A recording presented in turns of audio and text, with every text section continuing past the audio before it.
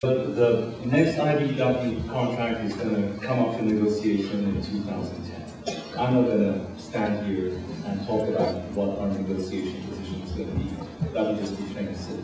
But until that happens, we have a memorandum about the standards. They're bound by it. We expect them to honor it and comply with it, and you two will honor it and comply with it. Okay, that's a similar question. Wayne William asks, with the population of Los Angeles expected to double in the next 2 decades, he has a few questions. Where's the water going to come from? Why are not all the government buildings using solar panels? And when will Los Angeles follow still staying with their solar plan? How does he know that? Those are very, very good.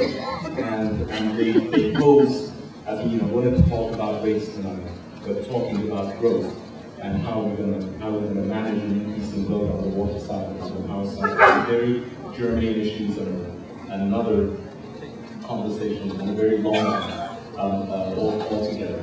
But let me say this. On the water side, the answer is going to be diversification, away from reliance solely on imported water, which is where we are right now, to other strategies: reclamation, remediating our aquifers, capturing more of our rainfall, more underground storage as we see climate change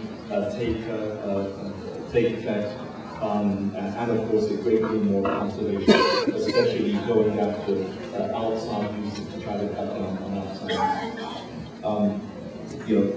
But we can't continue this way to rely solely on external water resources, and because all of them are under pressure, and those pressures are not going to lessen.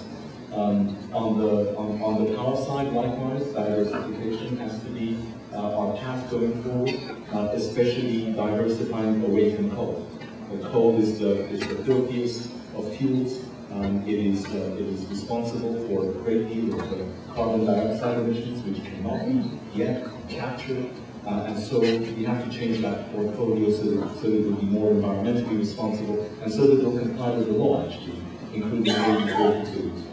We have on the power side adequate capacity, even to deal with the growth. But just 2 years ago, I think it was July 24, 2006, we had a wake-up call in the city when the peak load broke all records and actually went above 6,000. So on the power side too, conservation is going to have to be key, and diversification going forward.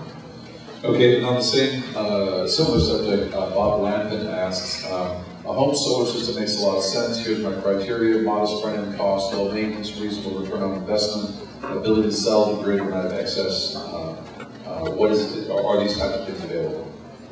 Oh yeah, we're going to be shortly presenting to the mayor a solar. It will be, in my estimation, a plan that will far exceed anything that's been done in any other city. The problem with solar is that even though it's an abundant fuel for us, it is by far the most expensive of all the renewables. And therein lies always the central challenge. The incentives, though, that LADWP offers are the highest in the state. They still do require, though, an investment by the homeowner. For instance, if the residential solar system is going to cost over, say, $40,000, around that amount, our rebates and our incentives on the DWP side will amount to about $20,000. But the homeowner has to come up with the other $20,000. And then, because our rates are so low, and here's an irony, because LADWP rates are so low, it therefore takes the homeowner a longer time to recoup that investment. Right? It's funny, if our rates were high, you'd get that investment back yield. But because the rates are low, it takes a longer time to get it. It's still an investment truly worth making. And I hear that there's no greater pleasure than actually watching that meter roll backwards. All right.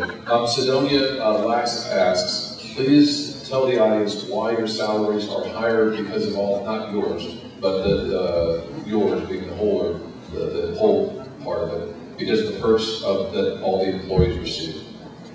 In my case, my counterpart at Edison just retired with a $67 million package. So LADWP is very proudly a municipal entity. It belongs to the city of Los Angeles. But you cannot fully compare it to other city designs. You have to compare it to other utilities. You have to compare it to the private utilities. And when you make that comparison, and I know that some people will disagree with me, I'm pointing at it, but I think when you make that comparison, you'll find that the salaries paid at DWP are not that dissimilar to that being paid by other utilities with whom we compete for our workforce.